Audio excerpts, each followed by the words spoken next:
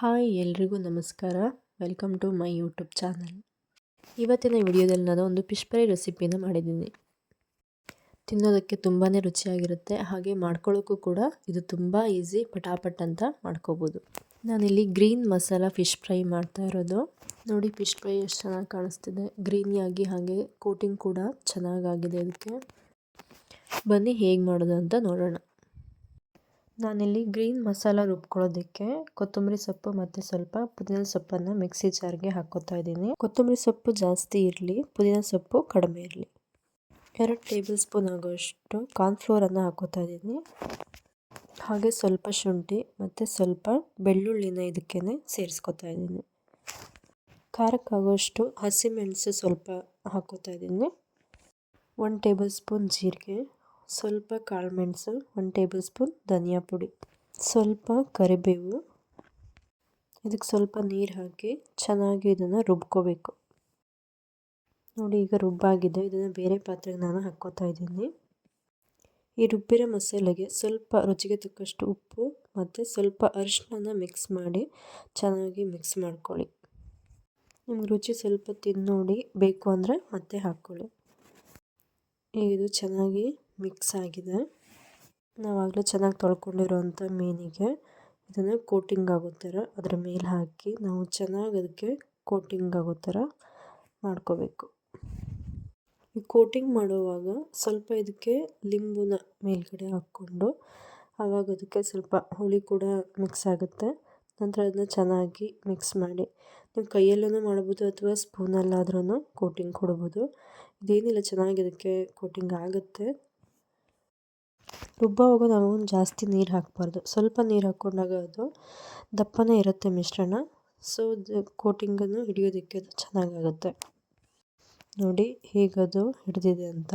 ಈಗ ಇದನ್ನು ಸ್ವಲ್ಪ ಒಂದು ಅರ್ಧ ಗಂಟೆ ಹಾಗೆ ಅದನ್ನು ಮುಚ್ಚಿಡಿ. 15 ನಿಮಿಷ ಆದರೂ ಕೂಡ, 15ರಿಂದ ಒಂದು 20 ನಿಮಿಷ ಆದರೂ ಕೂಡ ಸಾಕು. ನಾನು ಒಂದು ಅರ್ಧ ಗಂಟೆ ಬಿಟ್ಟಿದ್ದೆ.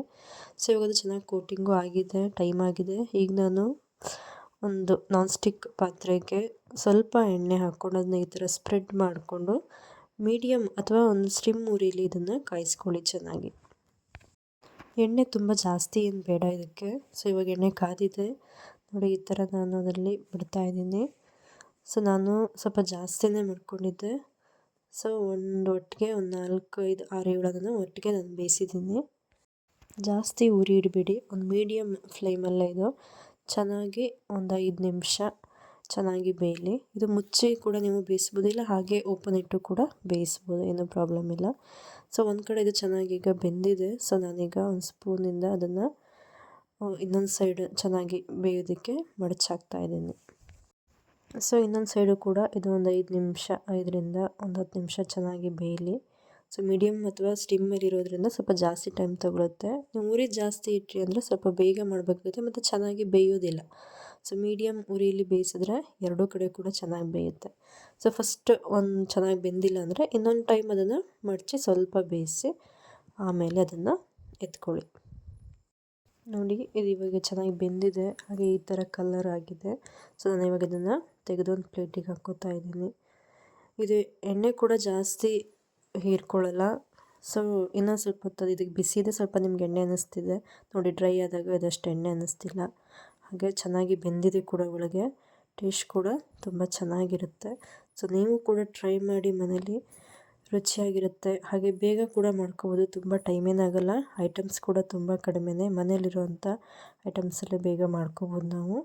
ತುಂಬ ರುಚಿಯಾಗಿರುತ್ತೆ, ಹಾಗೆ ನೋಡೋದಕ್ಕೂ ಕೂಡ ಚೆನ್ನಾಗಿದೆ. ಇದು ಇಂಥದ್ದೇ ಮೀನಿಗೆ ಅಂತೇನಿಲ್ಲ. ಸೊ ನೀವು ಬಂಗಡೆ ಹಾಗೆ ತಾರ್ಲೆ ಮೀನು ಯಾವುದಕ್ಕಾದ್ರೂ ಈ ಥರ ಮಸಾಲೆ ಮಾಡಿಕೊಂಡು ಮಾಡ್ಕೋಬೋದು. ನೀವು ಕೂಡ ಮನೇಲಿ ಟ್ರೈ ಮಾಡಿ ಹೇಗಿತ್ತು ಅಂತ ಕಮೆಂಟ್ ಮಾಡಿ. ಈ ವಿಡಿಯೋ ನೋಡಿದ್ದಕ್ಕಾಗಿ ಎಲ್ರಿಗೂ ಧನ್ಯವಾದಗಳು. ಹಾಗೆ ಈ ವಿಡಿಯೋ ಇಷ್ಟ ಆದರೆ ಲೈಕ್ ಮಾಡಿ, ಹಾಗೆ ಚಾನಲ್ನ ಸಬ್ಸ್ಕ್ರೈಬ್ ಮಾಡಿ.